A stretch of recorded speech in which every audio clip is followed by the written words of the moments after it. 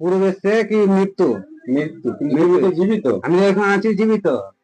নাম জীবিত আছে, কিন্তু এসআইআর এ নাম বাদ গেছে কারণ সে মৃত। তো সরকারের কাছে মৃত, কিন্তু অরিজিনালি জীবিত আছে। তোমার কেন বাদ গেছে নাম? আমি এসআইয়ের পুরো জমা দিয়েছিলাম ফর্ম। হুম। তো আমার পূর্বে সে কি মৃত্যু? মৃত্যু, কিন্তু তুমি তো জীবিত। আমি এখন আছি জীবিত।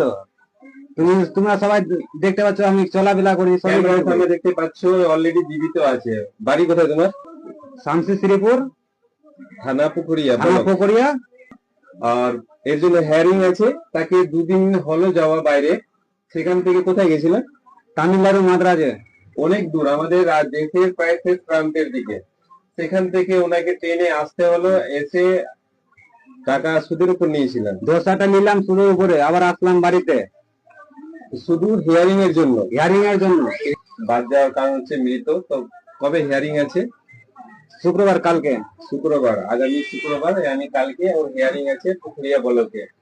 সরকারকে এগুলো ঠিক করে দায়িত্ব মতো দেখতে হবে। একটা গরিব মানুষকে, অসহায় মানুষকে, ওর কাছে পয়সা নাই, কিছু নাই, গরিব দুঃখী লোক, হ্যাঁ, সে কি করে খাবে না খাবে, সরকারকে এটা তদন্ত করে দেখতে হবে। আমার বক্তব্য এখানে। নির্বাচন কমিশনকে দেখাতে হবে। হ্যাঁ, নির্বাচন কমিশনকে দেখা এখানে উচিত।